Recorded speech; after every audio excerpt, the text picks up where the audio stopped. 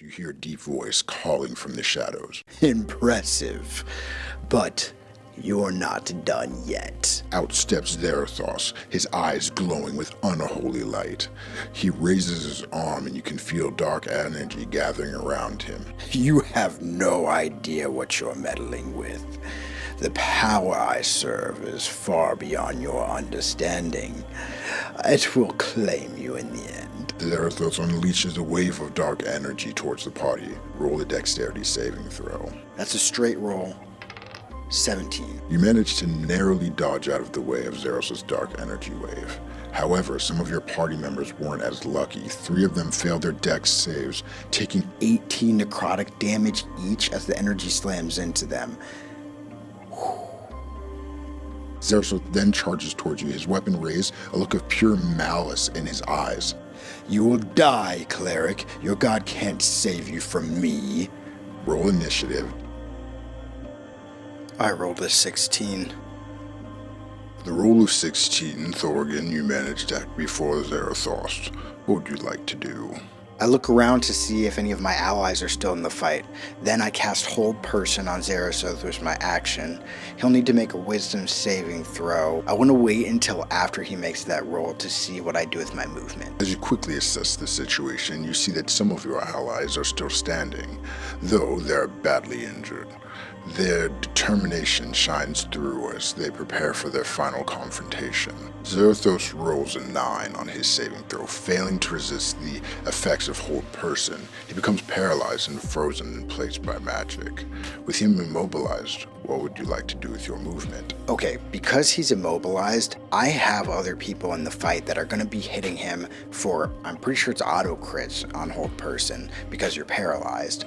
So I want to find who needs help and then save them. I'm a cleric first, a warrior second. Who of my allies looks the worst? Looking around, you see that Tarn, the villager who had joined your group, is in critical condition. He lies on the ground, his breathing shallow and his wound severe. He is barely clinging to life. Okay, so my goal is going to be to get to him and heal him, or like shield him from harm. As the battle continues, your allies press their advantage against the paralyzed Zarathos. They unleash a flurry of attacks, striking him with their weapons and spells. Zarathos, held in place, radiates with an aura of defiance and hatred. At the end of Zarathos' turn, he attempts to break free from the Hold Person spell. Zarathos rolls a 15. I was kind of hoping for one more round of paralyze. With a surge of power, he breaks free from the paralysis, his eyes burning with renewed fury. Is that the best you can do? You'll pay for your arrogance. As Zarathos breaks free from the Hold Person spell, he seizes with anger and frustration, but he is unable to take any further actions this turn. The battle continues. It is your turn. I look down to Tarn and cast Healing Word on him with my bonus action, and as he wakes, I yell to him to run, and I'll move towards Zarathos. I use my action to cast Guiding Bolt at 2nd level. Okay, so I was in the middle of editing and realized that I made a pretty big mistake, because you can't actually cast Guiding Bolt at 2nd level and Healing Word, because they're both numbered spells, even though one is a bonus action and the other is an action. So, yeah.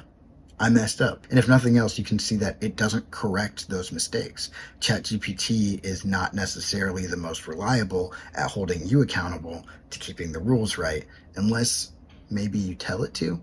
We'll see. I don't know how many hit points this guy has left, but I just want to hit him with whatever I can as quickly as I can. With a quick prayer, you cast Healing Word on Tarn, channeling divine energy from Morden to mend his wounds. Tarn's eyes flutter open, and he gasps for breath.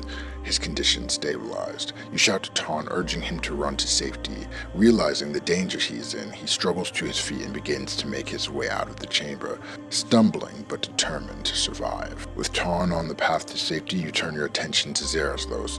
Calling upon the power of Morden, you unleash a Guiding Bolt at 2nd level, directing a radiant beam of energy towards the sorcerer.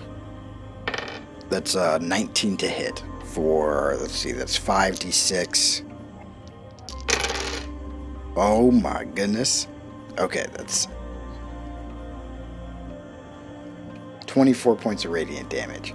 Your guiding bolt engulfs Zarathos in a brilliant burst of radiant energy, causing severe damage. He staggers backwards, dark rot smoldering from the impact.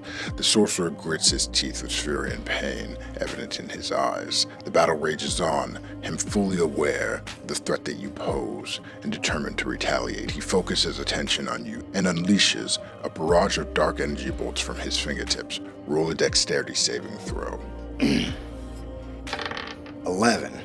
As Zarathos launches the barrage of dark energy bolts at you, you attempt to evade them. However, a couple of the bolts do manage to find their mark, dealing 12 points of necrotic damage. 12 points of damage? I am in rough shape. I have 5 hit points left. Despite the pain, you remain standing, determined and unwavering. The battle hangs in the balance, and it is your turn once again. I don't really like spending too much time thinking about what to do. It's basically either heal myself or go all out on attacks, and I think I'm going to do the latter. I sprint up to Zarathos, brandishing my weapon, and cast Spiritual Weapon with my bonus action and attack him with it just before using my action to attack him with my Warhammer. Alright, so that makes it a 9 with my Spiritual Weapon and a 16 with my Warhammer. The ethereal hammer swings towards Zarathos, but he manages to dodge out of the way, narrowly avoiding the blow. Undeterred, you swiftly follow up with a swing from your Warhammer. It connects with Zarathos, dealing a solid hit. Roll for damage. That's 9 damage. Your Warhammer connects with Zarathos, delivering a powerful blow. He grunts in pain as the impact reverberates through his body. Now heavily wounded, glares at you with a mix of anger and desperation. He raises his hands once more, preparing to cast a powerful spell. Roll a wisdom saving throw. I rolled a 13. As Zarathos unleashes his powerful spell, you focus your willpower and resist its effects. You manage to withstand the spell's influence, preventing any adverse effects from taking hold. With this spell foiled, Zarathos looks visibly frustrated, his face contorted with anger. He realizes that his options are dwindling, and his desperation grows. The battle has reached a critical point, and victory seems within your grasp. What will you do on your next turn? Okay, it looks like it might be down to these last 2 attacks. I look to my foe and shout, "With your last breath of life, know that we will heal all that you've harmed. Your evil efforts were in vain." I attack him with Spiritual Weapon and the hammer once more. With unwavering determination, you confront Zarathos, your words filled with righteous resolve. As you channel your divine power, your Spiritual Weapon and Warhammer swings at him in synchronized assault. Okay, I got a 13 with my Spiritual Weapon and a 22 with my Warhammer. I miss with my Spiritual Weapon again, but I hit with my Warhammer. Roll damage. That's 10 damage. Your Warhammer lands a devastating blow against Zarathos, causing him to stagger backwards, bloodied and weakened. He clutches his wounds, his eyes filled with a mix of rage and resignation. With a final gasp, Zarathos managed to utter a few words, his voice dripping with bitterness. You may defeat me, but darkness will always find a way. His words hang in the air for a moment, a chilling reminder of the ongoing struggle between light and darkness. Then with a final shudder, Zarathos falls to the ground, lifeless. The chamber falls silent once more, save for the echoes of your breathing and the distant sounds of battle outside. The battle is won. I want to make my rounds to all my allies and make sure that they're healed up the best that I can before checking out the room that Zarathos came out of. As the battle comes to an end, you turn your attention towards your injured allies. Moving swiftly and methodically, you provide healing and support to those in need. You administer healing spells and use divine magic to mend their wounds and restore their vitality. With your allies tended to, you make your way towards the room Zarathos emerged from. The chamber is filled with various arcane artifacts, scrolls, and it appears to be a place of dark study and ritual. As you search through the room, you find a hidden compartment containing a small chest. Loot. Inside, you discover a collection of valuable gemstones, a few ancient scrolls, and a mysterious amulet that radiates faint magic.